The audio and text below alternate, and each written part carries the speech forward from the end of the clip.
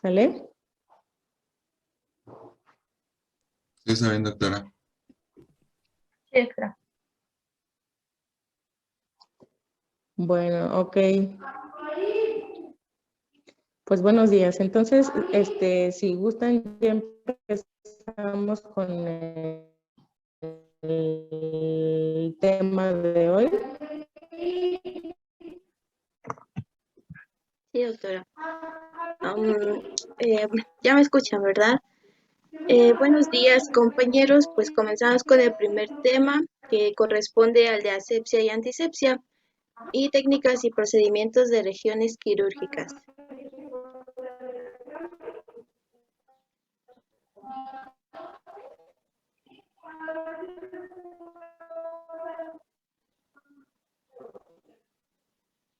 Sí.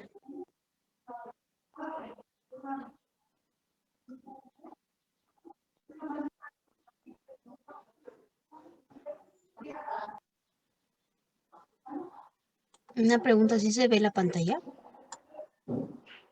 Sí, se ve. Sí, se ve. Sí, sí, aquí muy bien. Adelante. Nena. Es que creo que no puede cambiarse. ¿Le cambias, Han, porfa?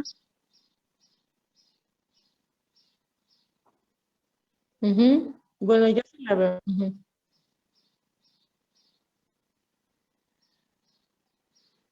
Bien. Bueno, la implementación de los procesos y métodos de asepsia y antisepsia pues representaron un gran paso en la evolución de la historia de la cirugía. Se podría decir que más que el descubrimiento de la anestesia inhalatoria, aunque pues evidentemente, ¿no?, la cirugía necesita tanto de la asepsia como de la antisepsia, pero la asepsia representa mayores ventajas a nivel individual. Es decir, si no se hubiese descubierto la anestesia inhalatoria, seguramente pues las cirugías se habrían continuado con se hacían en ese entonces, pero sin la asepsia, muchas de estas cirugías habrían terminado por complicarse y eventualmente producido pues la muerte, sobre todo para aquellas cirugías mayores en donde la intervención pues era más importante. En esta imagen podemos apreciar esa evolución. Vemos en la primera la participación de estos 4 hombres que pues visten ropa casual de calle sin medidas de asepsia y vemos que es una intervención a una mujer en donde le están colocando pues esta toalla que seguramente tiene impregnado el anestésico, que tal vez puede ser el éter sulfúrico o el cloroformo, que es lo que se utilizaba. Vemos de igual manera este pulverizador que está eh, secretado, bueno, está es como un tipo de atomizador donde está haciendo, se me olvidó, es el antiséptico que se está rociando durante esta intervención para evitar la contaminación por los gérmenes. Y en este lado, del lado de la ventana, vemos al paciente que está pues esperando a que termine la intervención quirúrgica. Y pues nada tiene que ver con lo que realizamos actualmente, donde ya contamos con normas más específicas y procedimientos más sofisticados, pues para evitar la llegada de microorganismos. Y para poder haber llegado hasta aquí tuvieron que acontecer muchos descubrimientos que nos ayudaran pues a comprender la importancia de la asepsia, como los siguientes que mencionaré, que son los más importantes.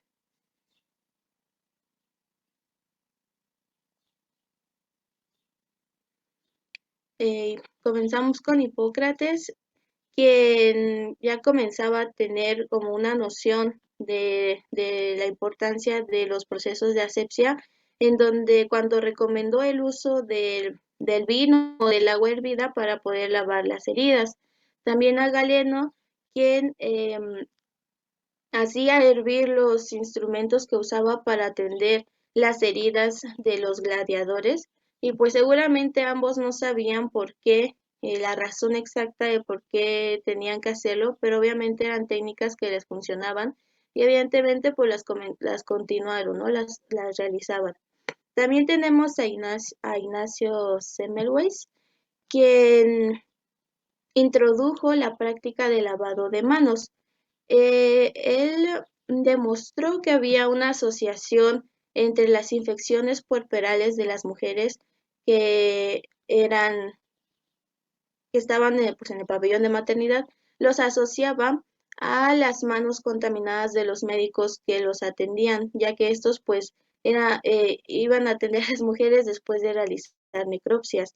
Entonces, lo que hizo él fue comparar la mortalidad materna de las mujeres que eran atendidas por estos médicos y la mortalidad de las mujeres que eran atendidas por las parteras. Y pues descubrió que la mortalidad era mucho mayor en las mujeres que eran atendidas por las parteras y lo sustentó al obligar a todos los médicos a lavarse las manos antes de poder atender a estas mujeres durante el parto. Y pues ya vemos que comienzan con algunas normas que es de asepsia, que en este caso pues sería el lavado de manos.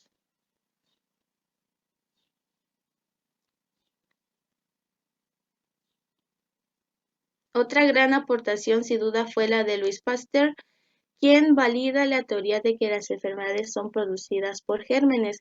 En este punto pues ya comenzamos a indagar más y a descubrir exactamente las causas y a tomar medidas con razón a la causa, ¿no? Combatiendo los gérmenes. Robert Koch, quien también fue el descubridor del bacilo de la tuberculosis, tuvo importancia en este hábito de la asepsia al usar el bicloruro de mercurio, que fue uno de los antisépticos precursores pues en esta historia de la asepsia. Otra aportación muy importante y muy valiosa es de esta enfermera, de la madre de la enfermería moderna, Florence Nightingale, quien tenía la teoría de que el ambiente y los medios que rodeaban al enfermo debían ser los más saludables para poder practicar en ellos los cuidados de enfermería pues adecuados. Ella decía, hay 5 puntos esenciales para asegurar la salubridad: el aire puro, el agua pura, los desagües eficaces, la limpieza y la luz. Y vemos que pues actualmente estas normas, estas ideas continúan siendo prevalentes, que incluso se han adoptado a los reglamentos de los hospitales, ¿no? Porque pues sí influyen mucho en la calidad de atender al paciente.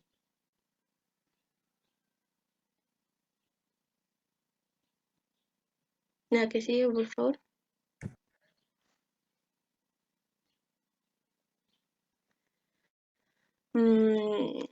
Sin duda, la mayor aportación, mayor peso que tiene Joseph Lister en la historia de la asepsia es él.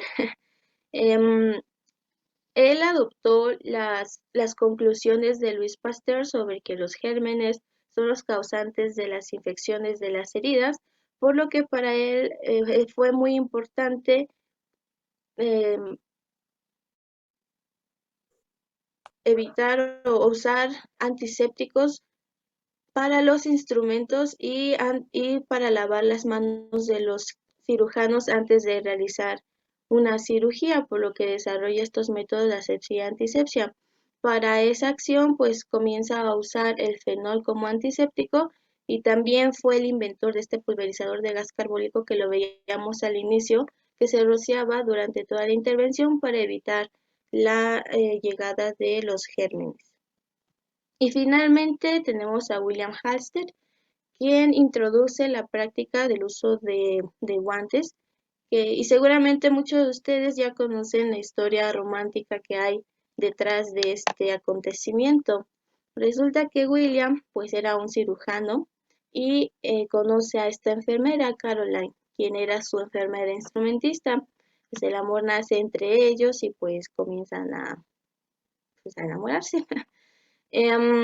Posteriormente, Caroline comienza a desarrollar una dermatitis por el uso de los antisépticos como el fenol, por lo que William se preocupa y manda a hacer un par de guantes de goma para que ella pudiera trabajar sin ningún problema, y al ver que funcionaba muy bien, pues fabricaron otro par.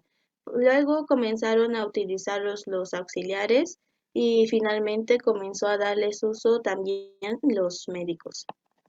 Y pues es hasta ahora lo que conocemos, bueno, que hasta ahora es una práctica que nunca falta, ¿no? Para cualquier intervención quirúrgica, el uso de guantes.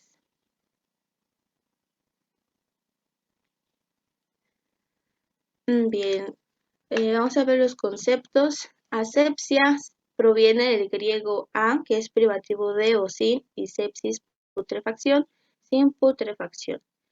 Asepsia se define como el conjunto de procedimientos que impiden la llegada de microorganismos hacia una cosa o un lugar. En cambio, la antisepsia, que literalmente significa en contra de la putrefacción, son métodos o procedimientos para disminuir la población de microorganismos de superficies orgánicas, de piel y mucosas. Para poder diferenciar una de ellas basta con reconocer el objetivo de cada una. Me refiero a que la antisepsia siempre va a estar hablando de superficies orgánicas, o sea, piel y mucosas, y la asepsia para objetos o lugares inanimados. Entonces, la asepsia, digamos que son aquellas acciones que nos ayudan a prevenir que algún lugar o algún objeto se contamine, mientras que la asepsia son aquellas acciones que nos van a estar ayudando a eliminar esos microorganismos de superficies orgánicas de la piel y mucosas. Tenemos otro concepto que es la desinfección, que nos dice que es la destrucción de microorganismos patógenos y contenidos en el ambiente, sustancias, objetos y materiales inorgánicos. Y la esterilización, que son procedimientos para destruir todos los microorganismos y esporas que contenga una superficie o algún objeto.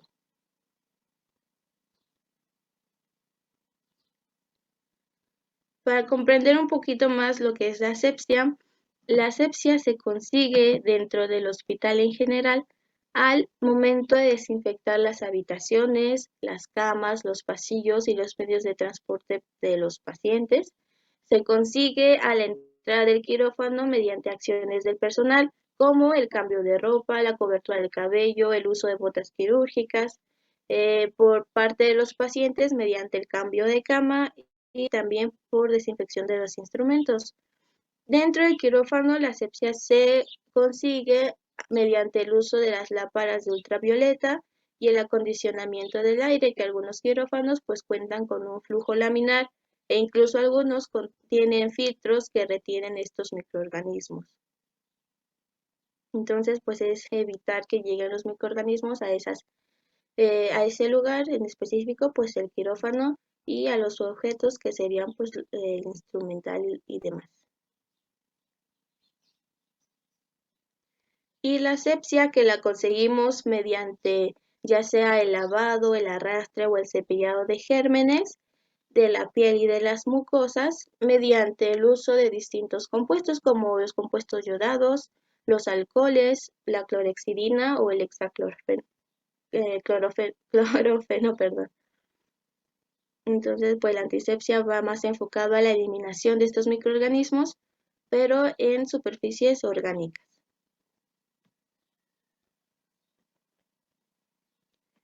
Aquí tenemos algunos de los microorganismos más habituales que podrían encontrarse en el ambiente del quirófano. Tenemos a los estafilococos, que se pueden encontrar mayormente en la piel, en el pelo y las vías respiratorias altas, y se transmite por contacto directo y a través del aire. E. coli, que está en el tubo digestivo, las vías urinarias, y puede transmitirse por contacto directo a través de las heces y la orina. Los estreptococos, que se ubican en la mucosa faringe, en la piel y en el área perianal, y se transmiten por contacto directo y a través del aire. El bacilo tuberculoso, que está en las vías respiratorias y se transmite por el aire a través de las gotas de flush.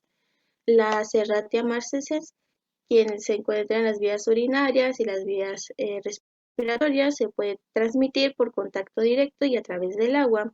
Clostridium en el tubo digestivo y se transmite por contacto directo. Los hongos, que pueden estar en el polvo, en la tierra, en algunos objetos inanimados, y se transmite a través del aire o el contacto directo, y los virus de la hepatitis, que se ubican en sangre y otros líquidos corporales y se transmiten por contacto directo.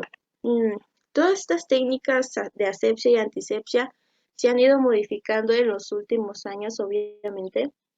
Sin embargo, la infección hospitalaria continúa siendo uno de los principales problemas de salud pública en todos los hospitales del mundo.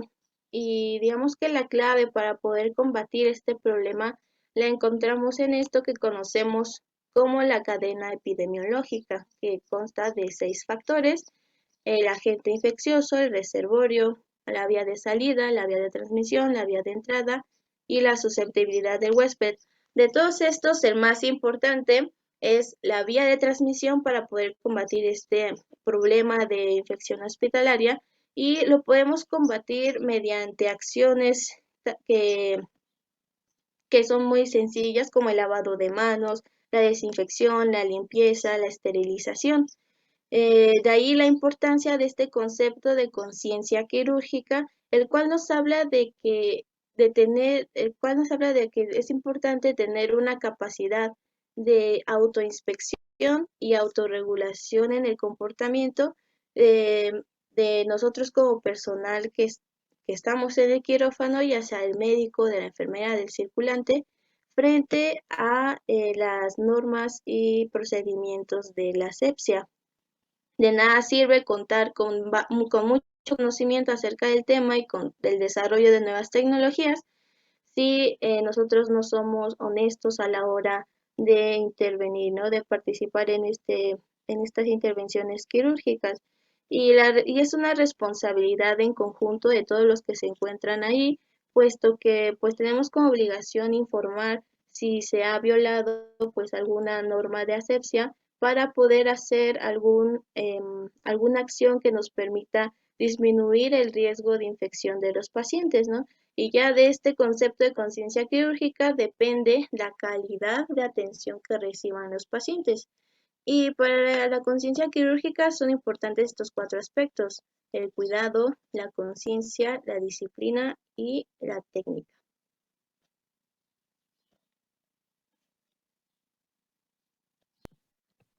Bueno, continuando con la ponencia, vamos a hablar de algunos de los métodos de esterilización. Siguiente, por favor. Bueno, es importante recordar los conceptos que ya nos explicó, tanto asepsia, antisepsia y lo de esterilidad, ¿no?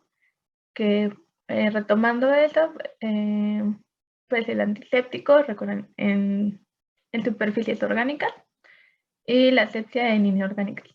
Y también la asepsia, pues lo que va a hacer es preservar la esterilidad, es decir, eliminar absolutamente los microorganismos y también sus esporas. Es por ello que estos métodos de esterilización se van a dividir en 2, como métodos físicos y como métodos químicos. Dentro de los métodos físicos encontramos el calor húmedo, el calor seco, la filtración y la radiación. En tanto que dentro de los métodos químicos encontramos la esterilización por gases y también por agentes químicos orgánicos e inorgánicos. Siguiente, por favor. Ahora, vamos a profundizar en cada uno de ellos. Con respecto a los métodos físicos, comentaré por el calor húmedo. Bueno, el calor está asociado a la humedad y esta va a acelerar la destrucción de las bacterias, por lo que actúa, bueno, el mecanismo que tiene es coagulando las proteínas de coagulando las proteínas. Y existen procedimientos de esterilización por calor húmedo, como la tindalización, el vapor a presión atmosférica y vapor bajo presión. El primero, el vapor a presión atmosférica, pues se utiliza fundamentalmente en laboratorios biológicos, y este va a consistir en aplicar una atmósfera de vapor a 100 grados centígrados durante 90 minutos, es decir, hora y media. Y bueno, con este método se va a asegurar esta esterilización. Y bueno, las sustancias que no se pueden someter a dicha elevación de temperatura durante ese lapso de tiempo van a perder sus propiedades, por lo cual se recomienda otro método de esterilización, que es el siguiente, por favor. Bueno, en estos casos se recomendaría la tindalización, o también se le llama esterilización fraccionada a vapor fluente. ¿En qué consiste este método? Pues el material se va a calentar entre 80 a 100 grados centígrados durante media hora en días sucesivos y con periodo de incubación entre cada uno de ellos. De esta manera se van a destruir las células vegetativas, pero aquí no se van a eliminar las endosporas. Y las endosporas que sobrevivieron pueden germinar en el periodo de incubación. Y bueno, esta técnica se puede emplear para esterilizar medios de cultivo que no se pueden calentar a temperaturas superiores a 100 grados sin alterar sus propiedades. Bueno, pero el principal inconveniente de esta técnica es el consumo de tiempo y actualmente ya tiene muy poco uso. Siguiente, por favor.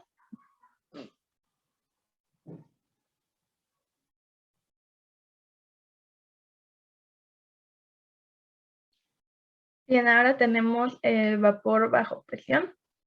Bueno, aquí la esterilización con vapor bajo presión se lleva a cabo a temperaturas de entre 108 y 147 grados centígrados. Se puede esterilizar la mayor parte de los materiales y equipos de alta corriente en cirugía, como artículos metálicos, de vidrio, telas, materiales de curación, líquidos, medios de cultivo y también productos farmacéuticos. Bueno, no es recomendable esterilizar por este procedimiento objetos como lentes, es decir, endoscopios, ni instrumentos con filo como hojas de bisturí y tijeras. Y bueno, el equipo que se utiliza para lograr la esterilización por calor bajo presión es la autoclave.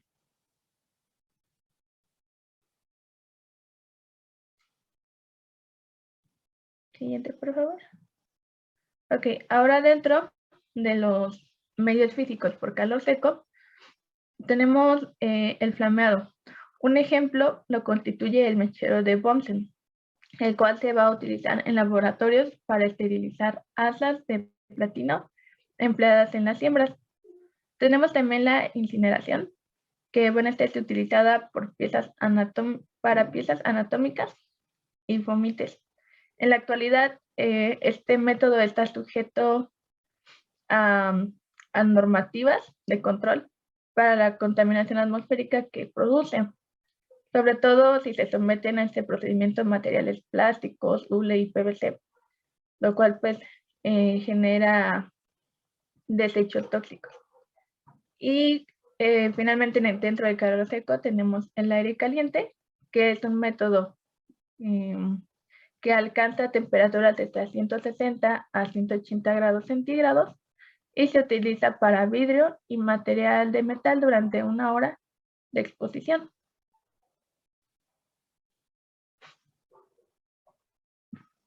Y ¿me puedes dar una antes? Ok, la siguiente. Perdón. Bueno, ahora tenemos también la radiación. Aquí dentro de la radiación vamos a tener también 2 tipos de radiación, tanto la radiación no ionizante y la radiación ionizante. Estas se usan para desinfectar y hablaré primero de la no ionizante. La radiación no ionizante incluye los rayos infrarrojos y rayos ultravioleta, lo que van a causar reacciones químicas dentro de los núcleos de las células y bueno, de esta manera los microorganismos van a morir por oxidación, incluyendo dentro de esta no ionizante la infrarroja y la ultravioleta. Pues aquí en el caso de la infrarroja, esta se va a usar para esterilizar el material quirúrgico y se somete a una temperatura de 190 grados centígrados durante 10 minutos. A continuación bueno, también hay métodos de control, los cuales nos van a indicar si fue efectiva o no nuestra esterilización.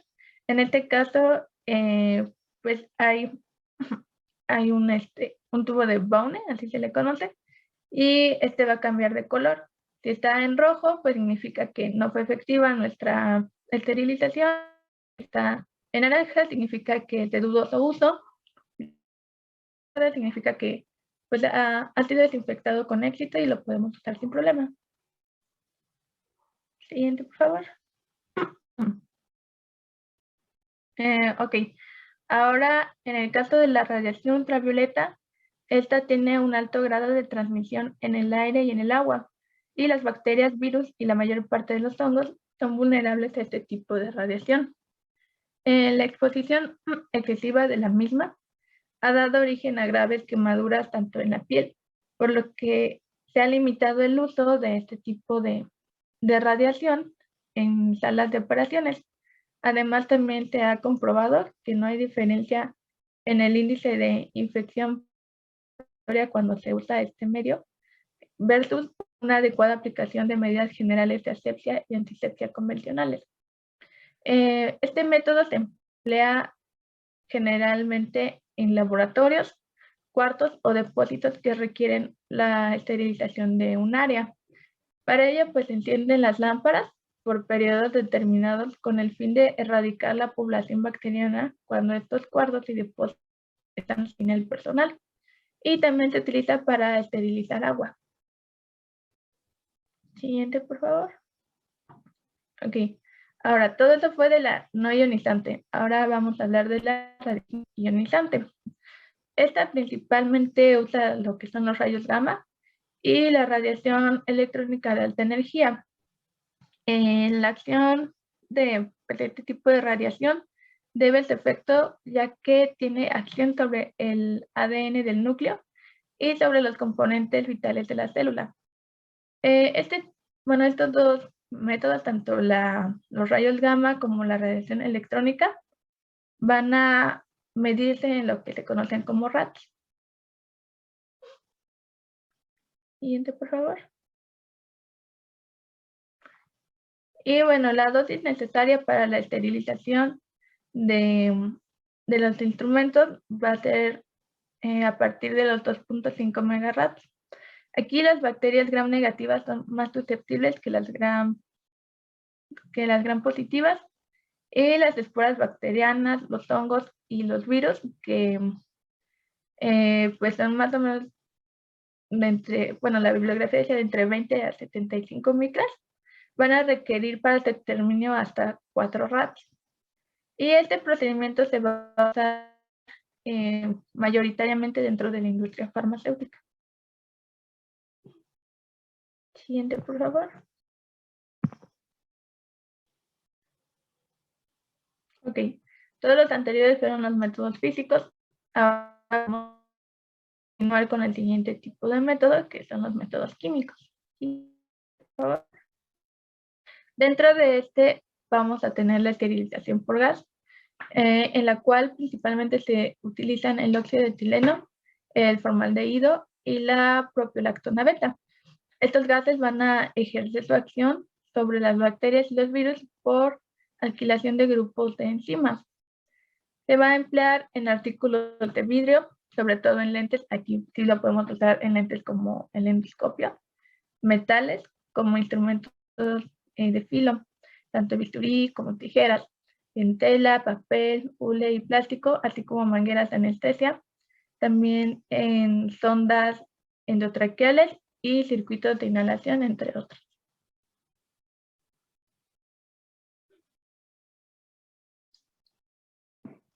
Ahora tenemos los agentes químicos, que yo creo que son los más conocidos por todos.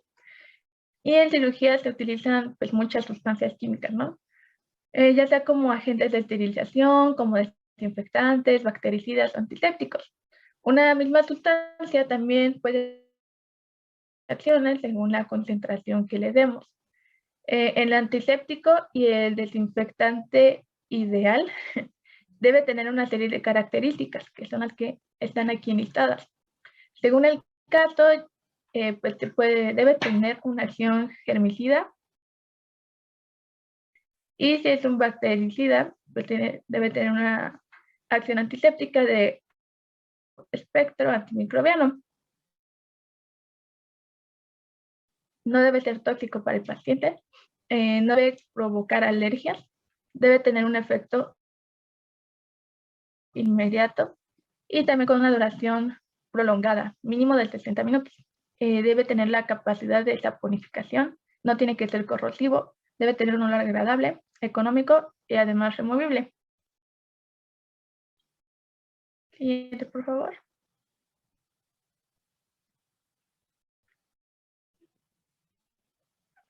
Y bueno, entre la multiplicidad de las sustancias, los agentes químicos se van a clasificar en dos grandes grupos, los orgánicos y los inorgánicos. Dentro de los orgánicos, pues encontramos alcoholes, aldehídos, fenoles, ácidos aniónicos, catiónicos, aceites esenciales, colorantes y nitrofuranos. En tanto que en los inorgánicos encontramos sustancias como desinfectantes halogenados, oxidantes, metales pesados y también ácidos inorgánicos.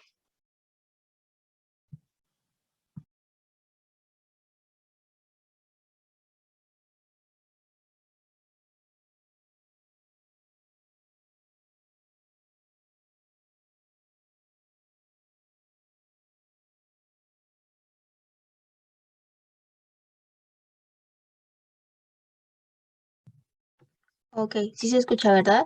¿Sabías? ¿Les parece si nos volvemos a Va. conectar? Entonces para vamos a empezar recordarla? con las áreas de quirófano o también zonas del quirófano.